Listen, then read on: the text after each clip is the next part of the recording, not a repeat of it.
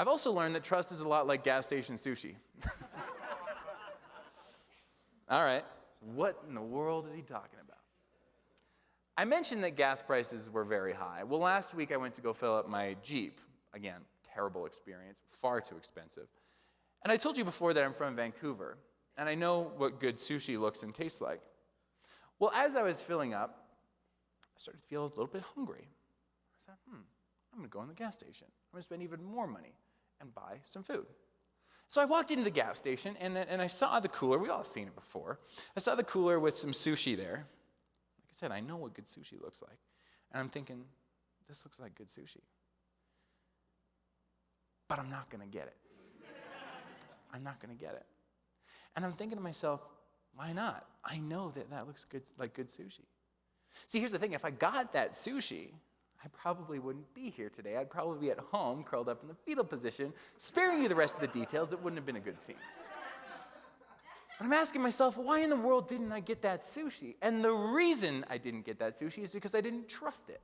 And the reason I didn't trust it is because I didn't know anything about it. Had it been there for 5 minutes or 5 days? Had it been trucked from across the country, or was it made in the back? Was it done by a professional, or was it done by, I don't know, somebody else? Did somebody before me walk into the gas station, pick up that sushi out of the cooler, open the lid, sneeze on it, put the lid back on, and put it back in the cooler? I'll never know. I'll never know. And that's kind of the point. But had that sushi had a little sign beside it that said, this sushi was made at 11 o'clock this morning by Joseph in the back. He's been making sushi for 10 years. With fish that is fresh and never frozen, it was flown in today. I'm thinking, I would have missed out on a huge opportunity. The same applies with our people. If we don't take the time to understand who they are, if we don't take the time to unpack that information, we'll never actually find out what those relatable points are. We'll never be able to build that trust because we haven't taken the time to understand, to know, and to care. My favorite question that I would ask anyone, anytime I want to call, anytime I've got some opportunity to learn a little bit more about someone, my favorite question to ask, I'm going to share this with you right now. My favorite question to ask is, what are you most excited about right now? Easy question to ask, not invasive at all. And whoever's on the other side of that question could answer it however they want.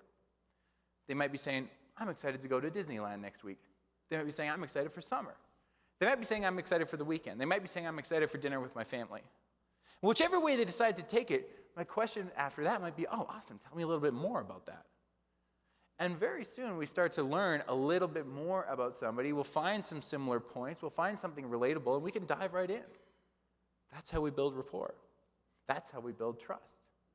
I take notes all the time, lots of sticky notes in my notepad, and anytime I go back to someone, I might say, hey, I'm excited for Disneyland. We're going in June. You can bet that on July 1st, if we have another call, the first question I'm going to ask was, tell me about it. How was Disneyland? Tell me everything. The first thing they're going to think is, well, how in the world did you remember that? Well, I cheated. Of course, I took notes, but that's the point. If we just take a little note, Disneyland, June 20th to 27th, ask first week of July. I find that the fastest way to speed up human connection, to build this trust, is to slow down, and I'll tell you what, it costs nothing at all.